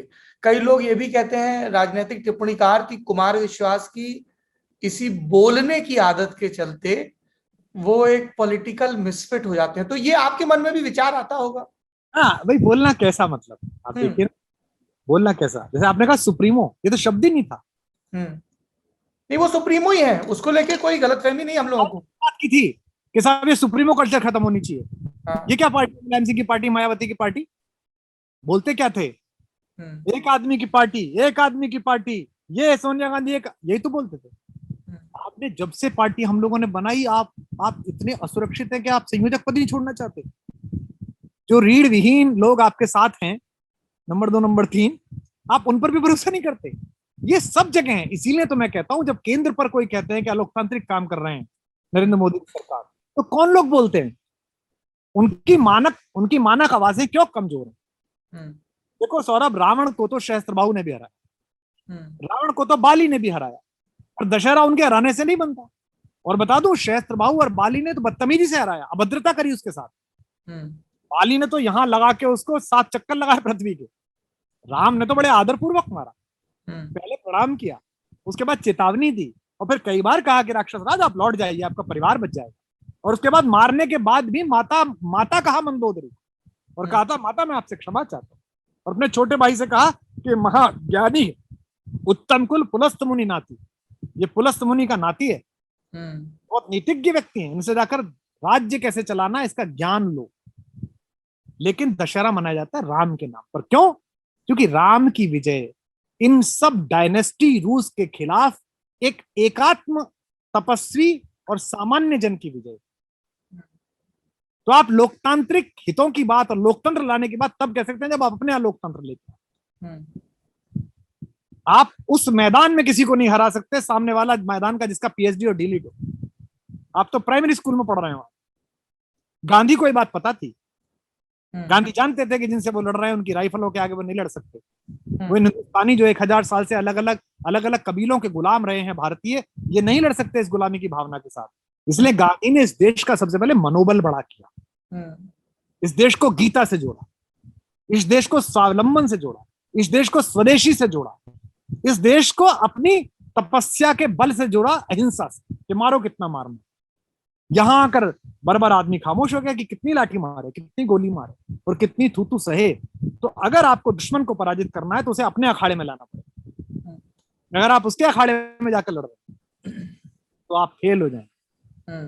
हिटलर इसलिए जीत रहा था कि उसके पास ताकत थी, लेकिन उसका अपने सहयोगियों में भरोसा नहीं था। इटली के शासक में भरोसा नहीं था, दोनों के बीच षड्यंत्र चलते रहते थे दोस्ती के बाद। स्टॉलिन की दोस्ती टूटी गई थी। चर्चिल आए, चर्चिल ने शिगार मुंह में दबाया, विस्की हाथ में लगाई और सबसे बात करी। रूजवेल्ट से भी बात करी, इससे भी बात करी, उससे भी बात करी। एक बड़ा मशहूर किस्सा है कि जब रूजवेल्ट आए तो ओवल ऑफिस में जब ये गए वहां इनसे मिलने के लिए, तो प्रेसिडेंट जो है वो बात ले रहे थे, लेकिन चर्चिल मित्र राष्ट्रों की सेना के सेनापति थे, किसी ने रोका नहीं, पहले पहुंच गए। तो अंदर पहुंचे तो वहां तो आपको पता है कि निर्वस्त्र नहाते हैं, तो उनको लगा रूजवेल्ट को कोई आया नहीं होगा, तो रूजवेल्ट निकले बाहर। तो उन्होंने कहा कि I am sorry, I am sorry, I am sorry mister prime minister, I am sorry mister prime minister, तो लो लिया। तो चर्चिल ने कहा नहीं, इसमें सॉरी होने की कोई जरूरत नहीं है, जैसे आप मेरे सामने ऐसे हम आपके सामने। तो ये दुनिया का सबसे बड़ा औपनिवेशिक ताकत, एक नई बढ़ती हुई ताकत के आगे इस सहकार में लोकतांत्रिक भाव के साथ लड़ा तो हिटलर पराजित हो गया। तो मैं राजनीतिक महत्वाकांक्षाएं नहीं दबाता। जो आपने मुझे कहा कि विशेष क्रोध क्यों आता है, जब तक जीवित है क्रोध नहीं छोड़ेंगे, संचित है प्रतिशोध नहीं छोड़ेंगे, हम अरिका रोध विरोध नहीं छोड़ेंगे, दिनकर ने कहा ना। तो क्रोध तो हमारे जीवित रहने की पहचान है। और क्रोध इसलिए आता है कि वो मैंने मुक्तक कही थी ना कि वो बड़ी मुश्किल से जागी थी जमाने की निगाहों में, उसी उम्मीद के मरने का मातम कर रहा हूं। अगर मैंने कोशिश ना की होती बदलने की चीजों को, तो मुझे ये सब क्रोध करने का कोई अधिकार नहीं था। आप ही मुझसे अपने चैनल में बैठ के कहते कि क्या बकवास कर रहे हैं, जाइए लड़े चुनाव, बनाइए पार्टी। हमने कोशिश की, हमने प्रयास किया, और आज जो ये किसान बैठे हैं, आज जो पंजाब परेशान है, आज जो किसान अपनी बात को कहने की कोशिश कर रहा है और उसको पोडियम तक नहीं मिल रहा। आपको याद हो, आप ही के शो में मैंने बोला था, मैं अपने शो की लॉन्चिंग के लिए आया था, कि अगले 20-30 वर्ष इस देश की माएं आंदोलन में अपने बच्चों को नहीं भेजी। वो जो संभावना थी विद्रोह की, वो जो संभावना थी विकल्प की, वो जो संभावना थी उत्तेजना के नसों में खोलने की, उसकी हत्या कर दी गई, उसमें जहर घोल दिया गया, उसमें नशा घोल दिया गया नई सत्ता का। और मिला क्या? एक टुच्ची सी म्यूनिसिपलिटी, न पुलिस है, न सड़क है, न जमीन है, न अधिकार है। अरे ये तो कोई भी दे देता यार। ये राज्यसभाएं, विधानसभाएं, 1000-2000 करोड़ रुपए, 100 करोड़ रुपए की दलाली तो कोई भी मुंह पे मार जाता। इस देश में बड़े बड़े घूम रहे हैं, जिन्होंने पुलों में कराई है और जिन्होंने सड़कों में कराई है। क्या मिला इतना? पूरा सबको एकदम आंदोलित करके, 47 से बड़ा जुनून पैदा करके, एकदम जैसे कहते हैं सीटीआई सीटीआई सीटीआई कुकर में, और आपने गैसकेट में छेद कर दिया, फुस निकल गई, और आपने उस भाप से गला सही कर लिया। तो इसलिए क्रोध आता है। खैर ये आज का इश्यू नहीं था, गलत गलत क्रोध कर लिया मैंने। कभी कभी आता है अकेले में कि यार कुछ हो सकता था, कुछ बदल सकता था। अब पता नहीं कब बदलेगा, भगवान कब हेतु बनाएगा, ईश्वर कब कहेगा कि चल अब उठ खड़ा हो, और समय की नब्ज पकड़ और चला। ईश्वर तो जब कहेगा तब कहेगा, लेकिन तमाम राजनीतिक दल तो संदेश भिजवाते रहते हैं। लेकिन जगह बनाना और जगह घेरने में अंतर है। जगह क्या घेर, अभी जहां बैठे हैं वहां जगह बनाई है। अभी इस देश का प्रेम कमा रखा है, अभी इस देश की इज्जत कमा रखी है, इस देश का भरोसा कमा रखा है कि अच्छा आदमी है। बोल देता है, दोनों तरह की बातें बोल देता है। इसकी खराब लगती है तो इसकी बोल देता है, इसकी खराब लगती है तो इसकी बोल देता है। तो कुछ ऐसा हो जो करने योग्य हो, जिसमें मजा हो, जिसमें सचमुच कुछ परिवर्तन होता हो, जिसमें मशीन का हिस्सा बनने पे मशीन की गुणवत्ता सुधरती हो, तो कुछ सोचे भी। ऐसे ही क्या सोचे? Give me an offer I can't refuse, है ऐसा कुछ आए? नहीं, ऐसा तो नहीं है। खैर नहीं नहीं, और जाहिर सी बात है कि उस ऑफर में संभावनाएं हो, शक्ति हो, संभावनाएं हो, ताकि एक संकल्प की सिद्धि की जा सके। अब आपने जो घर बना के दिया था उस पे गुंडे कब्जा कर लें तो बहुत दिन तक आपको मकान पसंद नहीं आता। आप अच्छे से अच्छे फ्लैट में जाके भी कहते हैं कि नहीं, वहां पिछले वाले कमरे में सुबह ही धूप आ जाती थी, आगे वाले कमरे में बालकनी में बरसात में बैठना बहुत अच्छा लगता था। एक आखिरी सवाल, और ये सवाल कवि कुमार विश्वास, समाज सेवक कुमार विश्वास और विचारक कुमार विश्वास से नहीं है। हालांकि हर सवाल और हर जवाब में हमारे सब रूप समाहित रहते हैं। ये अच्छा खासा आपका मकान है एनसीआर में, मतलब हम आए भी हैं, भोजन भी बढ़िया करवाते हैं आप, और संगत का सुख तो मिलता ही है। फिर ये एक खेत लेके और वहां पे कुटिया बनाने की क्या सूझी? ये 2-3 वर्ष पहले मुझे लग रहा था कि हम जहाँ रह रहे हैं और जो जितना एयर क्वालिटी इंडेक्स है और जो पॉल्यूशन हो गया, अंततः जीवन क्या है? तो अंततः जीवन ये कि आपको अच्छा भोजन मिले, अच्छी वैचारिकी हो, आप प्रकृति के संसर्ग में रहें। जैसे मेरे यहाँ बत्तख भी है, मछली भी है और किंगफिशर भी है। तो किंगफिशर पीपल के पेड़ पे बैठा हुआ था, वो मछली उठा के ले गया। मेरी बेटी ने कहा कि पापा इसको मारे हम। मैंने कहा नहीं बेटा, जिसने इन मछलियों को कहा है कि इनके तालाब में पलेंगी, उसने इस किंगफिशर को कहा है कि यहाँ से उठानी है। और वो हमारे तालाब के बगल में बुद्ध की मूर्ति है बड़ी, तो वो बुद्ध के दोनों हाथ या मुद्रा में है, उन पर पटक के उसको मार रहा था मछली को। तो मैंने कहा करुणा के सबसे बड़े मसीहा से अनुमति ले रहा है कि देखो हुजूर, ये जो मेरे को आपने थैली बांधी है भूख की, इसमें कुछ तो जाएगा, नहीं तो मुझे शाकाहारी बना देते, मैं पत्ते चर लेता। तो इसलिए मैंने ये जगह थोड़ी सी खरीदी थी, छोटी सी जगह है। अब इसमें यहाँ गाय भी है मेरे पास, 10 गायों का गौवंश है। अभी तो 4 गाय दूध दे रही हैं, तो काफी दूध आ रहा है।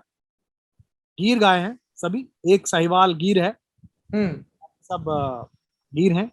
तो मजा आता है और वहां जाने का मन नहीं करता। यहीं से चला जाता हूँ जहां जाना होता है, फिर यहीं आ जाता हूँ वापस। मतलब चावल भी अपना है, गेहूं भी अपना है, चना भी अपना है, सारी। मैं वही पूछने वाला था, खेत में क्या क्या लगा रखा है? अभी सब्जियां हैं, जैसे आप समझिए इस समय पालक है, टमाटर है, बैंगन है, घिया है, तोरई है, काशीफल है, टिंडे हैं, मतलब खीरे हैं, ककड़ी है। काशी फल किसको बोलते हैं? सीताफल को। सीताफल, कद्दू। देख- नहीं नहीं, देखिए हमारे यहाँ लौकी को कद्दू कहते हैं। तो लौकी को क्या कहते हैं? लौकी को कद्दू कहते हैं, कद्दू बना लो। यहाँ कहते हैं, हमारे यहाँ काशीफल कहते हैं सीताफल को। तो सीताफल है, और अदरक बो रखी है, हल्दी बो रखी है, आम हो रहे हैं, नाशपाती आ रही है इस समय, चीकू लगा हुआ है, फिर जामुन लग जाएगा। तो ऐसे करके यहाँ एक छोटा सा सरस्वती जी की प्रतिमा है, एक बढ़िया, एक तालाब है, एक पौंड है नहाने का, इसमें रोज शाम को ट्यूबवेल चला के नहाया जाता है जब उमस ज्यादा हो जाती है तो। तो कभी कृषक भी हो गया है? हाँ, तो हम तो नहीं, हम लोग काय के कृषक हैं सौरभ, अय्याशी की खेती है ये। लेकिन बाहर जो किसान है उसको देखता हूँ, वो पानी पीने आते हैं, दूर दूर तक पानी का नहीं है, तो सब लोग यहीं पानी पीते हैं आके, उनके लिए हाँ, मटके रखवा रखे हैं, गुड़ वुड़ खाते हैं यहाँ आके। तो बातचीत होती है, तो जिनके घर में कोई नौकरी पे नहीं है, हाँ। बच्चा बीएसएफ में है, कोई बच्चा दिल्ली में ड्राइवर है, कोई बच्चा टीचर है, वो हम्म। घर तो ठीक चल रहा है। हम्म। लेकिन अगर अकेली किसानी का घर है, हम्म। तो वहां आप समझिए कि 50 बीघे से नीचे के चक का किसान परेशान। ठीक कह रहे हैं। तो इतने ज्यादा फसल तबाह करने वाले जानवर हैं, फिर पानी बढ़ जाता है, फिर बीजों को लेके वो दिक्कत में है, फिर यूरिया को लेके वो दिक्कत में है। हम्म। हालांकि मेरे यहाँ तो यूरिया इस्तेमाल नहीं होता, और हम्म। बड़ा अच्छा अच्छा लगता है। हमने गेहूं वो लगाया था चावल, तो हमने यूरिया डाला नहीं, तो उसमें जो गमक के आती है चावल वो आया नहीं। तो वो चावल काटने वाली आई थी, तो मैं बैठा था उनके साथ, फिर पानी पीने लगी दोपहर में, मुझसे बोली बाबूजी इसमें तो आप लुट गए। हम्म। तो मैंने कहा, अम्मा कैसे लुट गए इसमें, इतना अच्छा तो हुआ है। अजी कचुना बाबूजी, ये सामने वालों को हुआ, इधर देखा इतने ही बीघे में तुमसे दुगना चावल हुआ। तो मेरी पत्नी के अंदर का वो गृहस्थ जागा के कैसे लुट गया मेरा पति, क्योंकि दुनिया की हर पत्नी को लगता है कि मेरा पति में कुछ तो मूर्खता है थोड़ी, ये अगर समझदार होता तो ठीक हो जाता। तो उसको लगा कि इसको बेवकूफ बना जाते हैं लोग बाग, और अब तो सिद्ध भी हो गया कि लोग मेरा बेवकूफ बना जाते हैं। तो वो कहने लगी आपको लोग पागल बनाए थे, आप कहाँ से भी लिया है, देखिए इसमें। मैंने कहा भाई वो वाले धान वाले हैं जिन्होंने धान में 2 बार ले लेके यूरिया छिड़का है, तो वो गमक गया है और उसका वजन ज्यादा हो गया है, हमें तो घर में खाना है। तो ये जो 150-200 किलो हुआ है, हम पे तो पूरे एक्सटेंडेड फैमिली में बहन के जाएगा, पिताजी माताजी के पास जाएगा, भाइयों के पास जाएगा, हमसे तो यही नहीं खाया जाएगा। तो बड़ा अच्छा लगता है कि अब क्या बोया जाना है, अब क्या करना है, अब कौन सा लगना है। मक्का लगी हुई है, लाल अलग लगी है पशुओं के लिए, सफेद भुट्टे वाली अलग लगी है। और किसान सचमुच परेशान है सौरभ, बहुत परेशान है।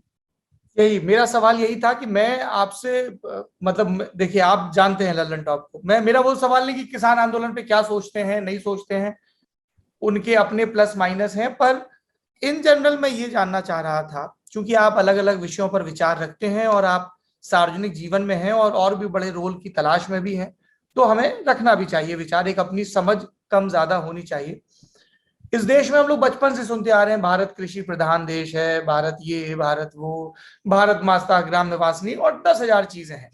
लेकिन हम जब लोग रूरल सेक्टर का स्ट्रेस देखते हैं तब समझ में आता है कि लगातार चाहे हेल्थ की बात हो, और ये कहते वक्त हम मौजूदा सरकारों को, चाहे केंद्र की हो चाहे राज्य की, बरी नहीं कर रहे, पर सिस्टमेटिकली इग्नोर किया गया जो गांधी जी की ग्राम स्वराज की कल्पना थी कि गांव को केंद्र में रख के आपका मॉडल विकसित हो, वो हमने नहीं किया, ना खेती के मामले में, ना हेल्थ के, ना एजुकेशन के मामले में, शहरों में और तमाम एडोकिज्म में फंस गए। तो आपके मन में विचार तो आता होगा जब आपने कहा कि हम किसानों से बात कर रहे हैं, कुछ किसान हैं अपनी मांगों को लेकर आंदोलनरत हैं, उनकी अपनी राजनीति, सरकार अपनी राजनीति के तहत उनसे डील कर रही है, ये मान लेंगे ये नहीं मानेंगे, सबके अपने अपने अहम है। लेकिन अब देश में कृषि को लेकर किस तरह का विमर्श हो, और सिर्फ विमर्श ना हो, किस तरह के बदलाव हो। इतिहास किस लिए पढ़ना चाहिए? इतिहास इसलिए पढ़ना चाहिए कि वो आपको आगे जीवन चलाने के सबक देता है, कि पीछे ये गलती हुई थी तो ये मत करना, और पीछे ये अच्छा हुआ तो करके देख लो। तो आप जब जब राज सत्ताएं समाज के हर क्षेत्र को नियंत्रित करने लगे, तब तक संपूर्ण समाज का पतन होता है। चाहे मगध का राजवंश देख लीजिए, जिसके खिलाफ चाणक्य ने बिगुल बजाया, चाहे रोमन एम्पायर देख लीजिए, जहां राज सत्ता एक बार इतनी पावरफुल हो गई कि एक आदमी की चलने लगी, फिर ऐसी भी हो गई कि वो एक आदमी हटा दिया गया और फिर वो टुकड़ों टुकड़ों में बढ़ता चला गया, महान रोमन सन। तो जब राज सत्ता इतनी शक्तिशाली हो जाए, ब्रिटेन के साथ भी है जी, जो पूरी दुनिया के 2/3 नक्शे पे राज करता था, यूनियन जैक, वो आज सिकुड़ा। तो इसलिए सिकुड़ा कि वो उन्होंने साहित्य पे भी, संस्कृति पर भी, किसानी पर भी, सब चीजों पर अपनी राज सत्ता काबिज कर दी। दुर्भाग्य से भारत इस समय उस दौर में, जहां हर चीज राज सत्ता तय करे, हम्म, और ये सब सारी पार्टियां तय करें। हम्म, विश्वविद्यालय में कुलपति कौन है? अगर पत्रकारों के ट्वीट राजनीतिक पार्टियां रिट्वीट करने लगे तो समझ लीजिए पत्रकार बंद है, बंधक है। मेरा ट्वीट रिट्वीट करने से सारी पॉलिटिकल पार्टी डरती है, क्योंकि उन्हें लगता है कि आज तो रिट्वीट कर दिया, कल किसी बात पे गर आएगा तो फिर लोग कहेंगे आप करो रिट्वीट। तो ये एक दिक्कत आ गई है किसानों के साथ। सबसे बड़ी समस्या जो किसानों को समझनी पड़ेगी, उन्हें समझनी पड़ेगी कि दिल्ली और लखनऊ में उनके लोग नहीं। वो समय था कि चौधरी साहब थे। मैं इस बात से चिंतित नहीं हूं कि किसानों की मांग मानी जा रही है नहीं मानी जा रही। मैं इस बात से चिंतित हूं कि किसानों की मांग पर बात करने के लिए पार्लियामेंट में लोग नहीं। चीनी मिल के मालिक किसान थोड़ी हैं। सड़क के हाईवे के आसपास के 400 बीघे एक्वायर करके मेडिकल कॉलेज बनवाने वाले नेता किसान थोड़ी हैं। उत्तराखंड में फर्जी नामों से रिजॉर्ट खरीद लेने वाले नेता, जिनकी सबकी जन्म कुंडली आप भी जानते हैं, मैं भी जानता हूं, वो किसान थोड़ी हैं। किसान तो मैं भी नहीं हूं। मैं कह दूं मैं किसान हूं, मैं क्या किसान हूं? तो थोड़ी सी जमीन में मैं यहाँ ये लेके ट्रैक्टर लेके और रोटाबीटर लेके हाथ वाला वो लेके चलाने करके, और इसमें मैं पैदा कर रहा हूँ, जितना पैसा मैं इसमें लगा रहा हूँ, जो मुझे मिल रहा है। हाँ, क्योंकि अगर मैं सेलिब्रिटी होने के बाद शराब पीता तो एक दिन बैठ के 15-20 हजार की शायद आती है, 2-4 दोस्त बैठते तो 2 बोतल तो पीता ही। तो महीने का 1-1.5 लाख का खर्चा होता, वो मैं पीता नहीं हूँ, तो 1-1.5 लाख का यहाँ खर्चा हो जाता है। मुझे दूध मिलता है, छाछ मिलती है, मक्खन मिलता है, तो मेरे को तो सही पड़ रहा है। पर वो जो बाहर किसान है 25 बीघे का, 18 बीघे का, 16 बीघे का है जिनकी, जी भाई, वो तो मतलब कैसे जिंदा है, मैं उसकी ताकत पे उसको नमस्ते करता हूँ। परमवीर चक्र दे दूं मैं उसके जिंदा होने पे, जब तक अंदर आदमी उनके लिए बोलने वाला नहीं होगा। राजेश पायलट आखिरी लोगों में थे जो बोलते थे। चौधरी अजीत सिंह उस परंपरा को ले जा रहे थे, पर चौधरी अजीत सिंह गठबंधन की राजनीति में फंस गए।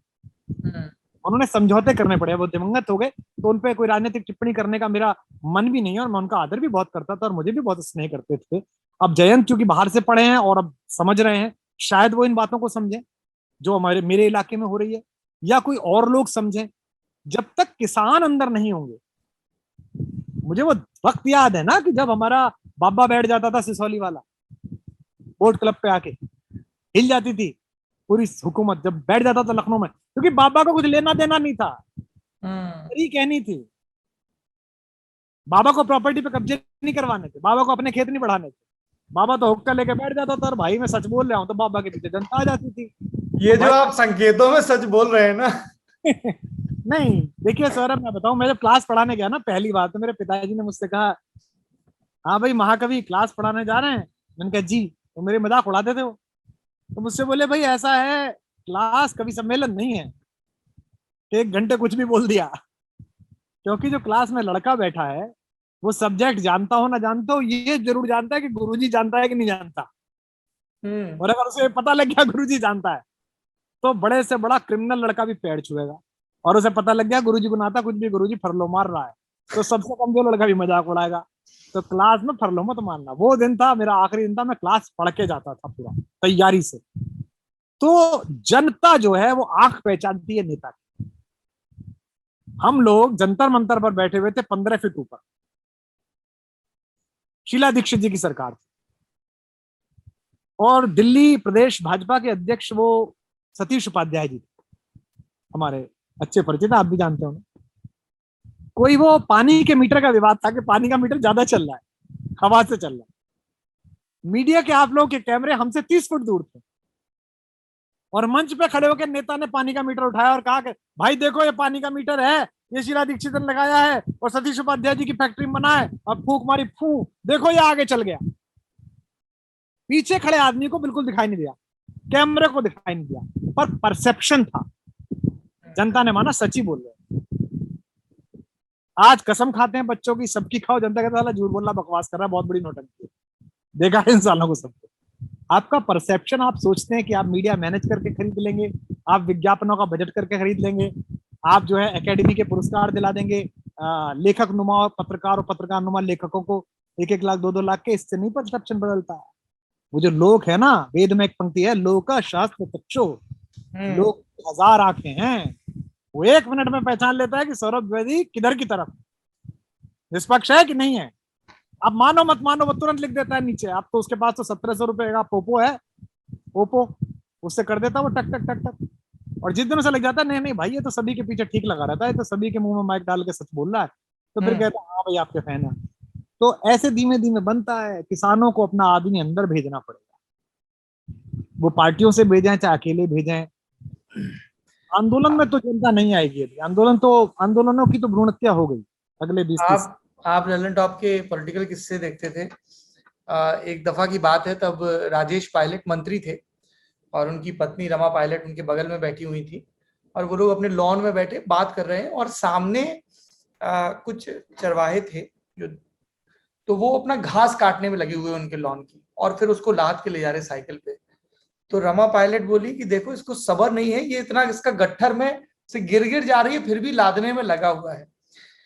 तो राजेश पायलट हंसे और बोले कि हमें इसका लोभ दिख रहा है, लेकिन आज से 30 बरस पहले मैं इन्हीं लॉन में घास घास काटा करता था। उनके भाई साहब थे, वो दूध की सप्लाई करते थे, और राजेश पायलट खुद भी दूध की सप्लाई करने जाते थे। तो बोले मैं इस लोभ का हिस्सा रहा हूं, क्योंकि मुझे इस लोभ के पीछे का जो अंक गणित है कि थोड़ा पैसा बचा लूं, किसी राजेश को पढ़ने भेज दूं, तो मुझे वो पता है। तो जो आपने बात कही ना कि जब वहां वो नुमाइंदा होगा जो इससे गुजरा है, जिसके लिए ये सब शगल नहीं है कि हाँ ठीक है बात कर ली, चार चीजें पढ़ ली, जो जिसके मिट्टी में पांव सने और जिसको पता है कि खातू का दाम बढ़ता है या डीजल का दाम बढ़ता है या बिजली कटती है तो फसल पे कैसे बीतती है, या नील गाय का झुंड आता है तब कैसे नुकसान होता है। अकेला अकेला काम है सौरभ, जिसका खून पसीना, जिसका कलेजा खुले में पड़ा रहता है। परसों परले दिन बादल आए, वो ताऊ तुके के बादल आए जी, बारिश बननी शुरू हुई, थोड़ा आसमान अच्छा हुआ। मेरे पिताजी बाहर बैठे हुए थे खाट बिछा के छाए में, जहां हमारा शेड है हमारी कुटिया का। तो मेरी पत्नी ने कहा कि पापा मौसम बहुत अच्छा हो गया, पकौड़ी बना लूं, बनवा दें? तो बोले अरे बेटा क्या अच्छा हो गया, अरे राम जी कृपा कर दे भैया ना बरसे तो। उसकी समझ में नहीं आई। उसने कहा क्यों पापा इतना अच्छा? तो भैया लोगों का माल पड़ा है, गेहूं पड़ा, मर जाएगा किसान। ये एक रिटायर्ड प्रोफेसर एंड हेड बोल रहा है, जिसके 5 बच्चे बड़े पदों पर हैं, कोई वाइस चांसलर है, कोई कुमार विश्वास है, जिसकी बहुएं बड़े पदों पर हैं, संवैधानिक पदों पर है, चूंकि उन्होंने कॉलेज में नौकरी करने के बाद 5 साल तक सैटरडे संडे घर आके अपने बाप के साथ हल चलाया। तो जब तक ये देखिए, मैं आईएएस लॉबी के खिलाफ नहीं बोल, दिल्ली आईआईटी से पढ़ा हुआ लड़का फाइनल ईयर में निकाल लेता है आईएएस, 5 साल 6 साल कहीं काम करता है किसी स्टेट में, वहां विधायक जी से नहीं पटी, मंत्री जी से नहीं पटी, ले आया दिल्ली ट्रांसफर। उसके बाद अवर सचिव होकर बैठ गया कृषि मंत्रालय में पंचम तल पे, अब बैठ के तय कर रहा है धान का मूल्य। उस मीटिंग में बैठा, sir can we do this thing for the paddy you know. अब तेरे को क्या पता कि वहां पानी खड़ा करने के लिए, पानी बलाना जिसे हमारे गांव में कहते हैं, क्या क्या करना पड़ता है। वो जो मंचों से एक शेर पढ़ते कि कीमत तो खूब बढ़ गई दिल्ली में धान की, कीमत तो खूब बढ़ गई दिल्ली में धान की, लेकिन विदा न हो सकी बेटी किसान की। तो मैं इसलिए डरता हूं सौरभ कि ये ज्यादा ना बढ़ जाए, ये गुस्सा ज्यादा ना बढ़ जाए। भारत एक लोकतांत्रिक देश है, चुनाव होते हैं। एक गुरु दिवंगत हो गए इस बीच कोरोना में, कुंवर बेचैन जी, उनकी गजल का एक शेर है कि यूं आदमी की प्यास को ज्यादा न दाबिए, यूं आदमी की प्यास को ज्यादा न दाबिए, पैरों तले की घास को ज्यादा न दाबिए, ऐसा ना हो कि खून ये दामन पे जा लगे, जख्मों के आसपास को ज्यादा न दाबिए। तो अगर ये व्यवस्थाएं सुन रही हो, इनकी लुटियंस की कोठी बनी रहे, इन कोठियों में बैठा हुआ इनका खादी का सुहाग बना रहे। अगर इन्हें खुद को बचाना है, इसीलिए मैं कहता हूँ गांव बचाओ देश बचाओ में, गांव में कोविड केयर किट इसलिए मत पहुंचाओ कि भाई तुम्हारा गांव के प्रति बहुत सम्मान है, इसलिए पहुंचाओ कि अगर गांव बीमार हो गए तो तुम्हारे जो तुमने बनाए हैं ना इंटीरियर अच्छे अच्छे करा के, यहाँ पे ब्रोकली नहीं पहुंचेगी, यहाँ पे जुकूनी नहीं पहुंचेगी, यहाँ पर तुम्हारे दूध और ये डेयरी प्रोडक्ट्स नहीं पहुंचेंगे। तो स्वार्थी हो तो स्वार्थी होकर ही बचाओ, क्योंकि जो 90 के बाद की तुमने नई मनुष्यता बनाई थी अपार्टमेंट वाली, वो तो पिछले साल जब माइग्रेंट जा रहे थे तो नंगी हो गई, वो तो कपड़े उतार के सड़क पे खड़ी हो गई, पता चल गया कि ये तो खोखला था, ये तो सिर्फ सीमेंट था, इसमें दिल था ही नहीं, इसमें मन था ही नहीं। तो अब गांव बचाने की मेरी मुहिम जो है, आखिर में मैं यही कहता हूँ आपके दर्शकों से भी, तो वो गांव की तरफ जाएं, किट्स भेजें, अपने आप भेजें, खुद कोशिश करें, हमसे जुड़ के भेजें, हम पहुंचा देंगे। किसी तरीके से प्राइमरी इन्फेक्शन जो फैल रहा है अगर उसे आप रोक लेंगे माइल्ड पर, उसे मॉडरेट नहीं होने देंगे, तो हेल्थ केयर सिस्टम पर भी प्रेशर नहीं पड़ेगा और गांव बच जाए। बिल्कुल। सरकारों की जवाबदेही और समाज की जागरूकता जो अहरनिश चलती रहे। माइग्रेंट लेबर्स का जिक्र हुआ, आपने शुरुआत में एक कविता की पंक्ति पढ़ी थी और तय हुआ था कि वो कविता भी सुना देंगे। मैंने वो बहुत ज्यादा पढ़ी नहीं है, इसलिए मुझे थोड़ा पढ़ के पढ़नी पड़ेगी, हालांकि मैं कोई कविताएं बात नहीं। पढ़ती नहीं हूँ। तो मैं आपको पढ़ के सुना देता हूँ, जी। शायद आपके लोगों को अच्छी नहीं लगेगी। ये मैंने लिखी थी जब मैं वसुंधरा में था, माइग्रेंट लेबर्स जा रहे थे कि रात के 3 शहर की रोशनी से छूटा हुआ टूटा हुआ शहर की। अच्छा, मुझे कलेजे पे हाथ रख के बताओ सौरभ, आप लल्लन टॉप का कोई इंटरव्यू करने गए होते 5 लोगों की टीम लेके, हम्म। और कोरोना आ जाता और आप किसी गांव में फंस जाते, आपको वो लोग जाने देते?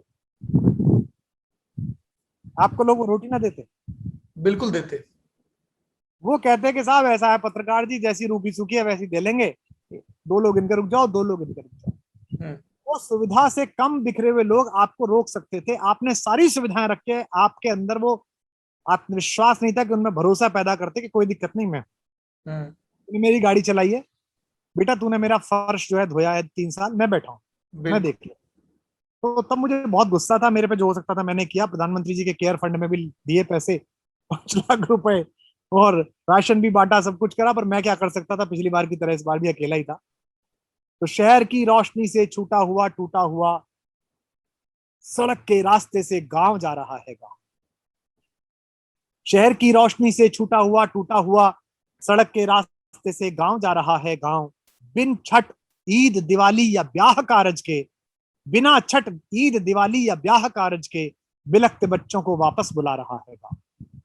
रात के 3 बज रहे हैं और दीवाना में अपने सुख के कवच के मौन की सरशैया पर अनसुनी सिसकियों के बोझ तले रोता हुआ जाने क्यों जागता हूं जबकि दुनिया सोती है।